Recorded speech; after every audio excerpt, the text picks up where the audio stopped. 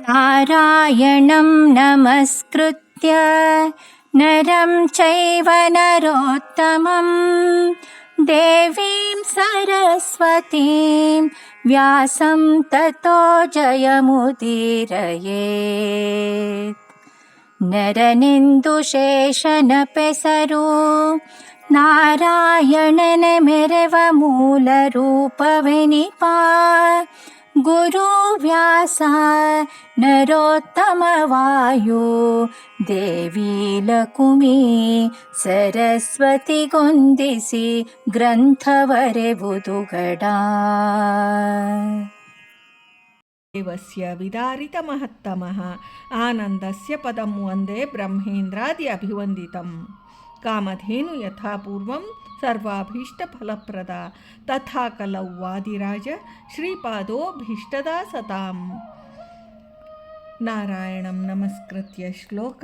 ನರನೆಂದು ಶೇಷನ ಪೆಸರು. ಈ ಪದ್ಯದಿಂದ ಶ್ರೀ ವಾದಿರಾಜರು ಗ್ರಂಥವ ಮಾಡಿದ ವೇದವ್ಯಾಸ ಎಂಬ ಮುನೀಂದ್ರರು ವೃಂದಾರಕರ ಗುರುವೆಂದೂ ಇಂದಿರೇಶನೆಂಬ ಮೂಲ ರೂಪವಾದ ಚಂದದ ಪೆಸರುಳ್ಳವನೆಂದು ವರ್ಣಿಸಿದ್ದಾರೆ.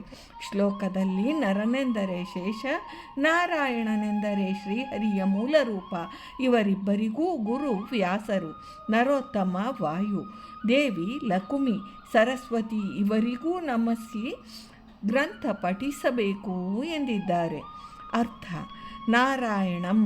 ನಾರಾಯಣನನ್ನು, ದೇವಿಂ ಲಕ್ಷ್ಮೀ ದೇವಿಯನ್ನು, ನರೋತ್ತಮಂ ಜೀವೋತ್ತಮನಾದ ವಾಯುದೇವನನ್ನು ಬ್ರಹ್ಮನನ್ನು, ಸರಸ್ವತಿಂ ಭಾರತಿಯನ್ನು ಸರಸ್ವತಿಯನ್ನು, ನರಂ ಶೇಷದೇವನನ್ನು, ವ್ಯಾಸಂಚೈವ ವೇದವ್ಯಾಸರನ್ನು ನಮಸ್ಕೃತ್ಯ ನಮಸ್ಕರಿಸಿ, ಗ್ರಂಥವನ್ನು ಉದೀರಯೇತ್ ಹೇಳತಕ್ಕದ್ದು, ಗ್ರಂಥಾರಂಭದಲ್ಲಿ ಶಿಷ್ಟಾಚಾರವನ್ನು ಅನುಸರಿಸಿ ಮಂಗಳವನ್ನು ಆಚರಿಸ್ತಾರೆ.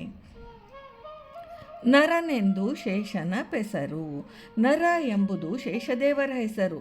ಮೆರೆವ ಲೋಕದಲ್ಲಿ ವಿರಾಜಿಸುವ ಮೂಲ ರೂಪವೆನಿಪ.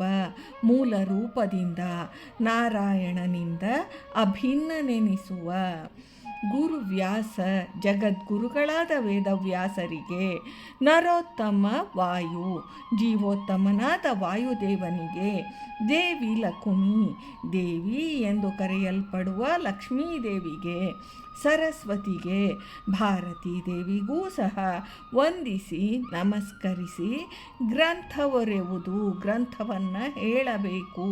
ಗಡ ಪ್ರಸಿದ್ಧ ವಿಧಿದು. ವಿಶೇಷಾಂಶ ಎಂದರೆ ವೇದವ್ಯಾಸರು ಸರ್ವಶಾಸ್ತ್ರ ಪ್ರವರ್ತಕರು, ನಾರಾಯಣನ ಅವತಾರರು, ನಾರಾಯಣನಿಂದ ಅತ್ಯಂತ ಅಭಿನ್ನರು. ಶಾಸ್ತ್ರ ಗ್ರಂಥವನ್ನು ಆರಂಭಿಸುವ ಮೊದಲು ವೇದವ್ಯಾಸರನ್ನು ನಮಸ್ಕರಿಸಿಯೇ ತೀರಬೇಕೆಂಬುದು ವಿಧಿ. ಅವರು ಶಾಸ್ತ್ರ ಪ್ರವರ್ತಕರು ಮಾತ್ರವಲ್ಲ, ಶಾಸ್ತ್ರ ಪ್ರತಿಪಾದ್ಯರೂ ಆಗಿದ್ದಾರೆ. ತಾರತಮ್ಯ ಜ್ಞಾನಪೂರ್ವಕವಾಗಿ ನಾರಾಯಣನನ್ನು ನಮಸ್ಕರಿಸಬೇಕು. ಆತನ ಪರಿವಾರದವರಾದ ಬ್ರಹ್ಮಾದಿ ದೇವತೆಗಳನ್ನೂ ವಂದಿಸಬೇಕು. ನರ ಶಬ್ದದಿಂದ ಶೇಷದೇವರ ಸಮರಾದ ರುದ್ರ ಗರುಡರನ್ನೂ ಗ್ರಹಿಸಬೇಕು. ಈ ಪ್ರಧಾನ ದೇವತೆಗಳ ನಾಮಗಳಿಂದ ಇತರ ತತ್ವಾಭಿಮಾನಿ ದೇವತೆಗಳೂ ಸಂಗ್ರಹೀತರೆಂದು ತಿಳಿಯಬೇಕು. ವ್ಯಾಸರನ್ನು ಕಶ್ಚನ್ ಋಷಿ ಎಂದರೆ ಅನೇಕ ಇತರ ಋಷಿಗಳ ಮಧ್ಯದಲ್ಲಿ ಯಾವನೋ ಒಬ್ಬ ಋಷಿ ಎಂದು ತಿಳಿಯುವ ಅಜ್ಞಾನಿಗಳ ಮಿಥ್ಯಾಜ್ಞಾನವನ್ನು ದೃಢಪಡಿಸಲಿಕ್ಕಾಗಿಯೇ ವ್ಯಾಸಂ ಎಂದು ಕಡೆಯಲ್ಲಿ ದೇವತೆಗಳ ನಂತರ ನಮಸ್ಕರಿಸಲಾಗಿದೆ ಎಂದು ಬ್ರಹ್ಮಕಾಂಡ ಗರುಡ ಪುರಾಣದಲ್ಲಿ ಹೇಳಿದೆ. ವಿಷ್ಣರ್ವಾಯೋರ ಸಂತಸ್ಯ ತ್ರಿಭಿರಂ ಶೈನರ್ಯನಃ ಸ್ಮೃತಃ ಏಕಾದಶ ತಾತ್ಪರ್ಯ ಎಂಬ ನರ ಶಬ್ದದ ವೈಶಿಷ್ಟ್ಯ ಪ್ರಯುಕ್ತ ನರನ ನಂತರ ನರೋತ್ತಮನೆಂದು ಹೇಳಿರುವರು ಎಂದು ತಿಳಿಯಬಹುದಾಗಿದೆ. ವಿಷ್ಣು, ವಾಯು ಮತ್ತು ಶೇಷದೇವ ಹೀಗೆ 3 ಅಂಶಗಳಿಂದ ಯುಕ್ತವಾದುದು ನರ ನಾಮಕ ಅವತಾರ. ನರ ಎಂಬುದು ಶೇಷದೇವನ ನಾಮವೂ ಆಗಿದೆ.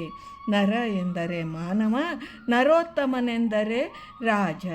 ದೇವಿ ಸರಸ್ವತಿ ಎಂದರೆ ಸರಸ್ವತಿ ದೇವಿ ನಾರಾಯಣನಿಗೆ ವ್ಯಾಸರಿಗೆ ಬೇರೆ ಬೇರೆ ನಮಸ್ಕಾರ ಮಾಡಿರೋದ್ರಿಂದ ಅವರಿಬ್ಬರೂ ಬೇರೆ. ವೇದವ್ಯಾಸರು ಹರಿಯ ಅವತಾರವಲ್ಲ, ಒಬ್ಬ ಋಷಿ. ಅವರಿಬ್ಬರೂ ಒಂದೇ ಎನ್ನುವ ಪಕ್ಷದಲ್ಲಿ 2 ಬಾರಿ ಒಬ್ಬನಿಗೆ ನಮನ ಕೂಡಲಾರದು ಅನ್ನುವ ಎಲ್ಲ ತಪ್ಪು ಗ್ರಹಿಕೆಗಳಿಗೆ ಅವಕಾಶವಿದೆ ಎಂದು ಶ್ಲೋಕಕ್ಕೆ ವ್ಯಾಖ್ಯಾನ ಮಾಡಲಾಗಿದೆ.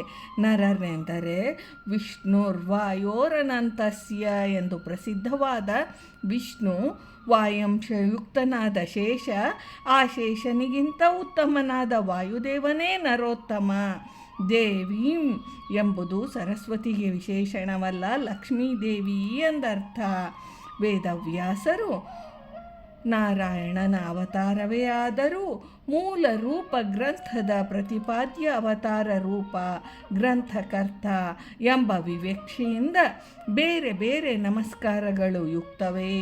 ಇದನ್ನು ಮುಂದಿನ ನುಡಿಯಲ್ಲಿ ಹೆಚ್ಚು ಹೆಚ್ಚು ಸ್ಪಷ್ಟಪಡಿಸಲಾಗಿದೆ. ಭಾರತೀ ರಮಣ ಮುಖ್ಯ ಪ್ರಾಣಾಂತರ್ಗತ ವೃಂದಾವನ ವಿಹಾರಿ ಶ್ರೀಕೃಷ್ಣಾರ್ಪಣ.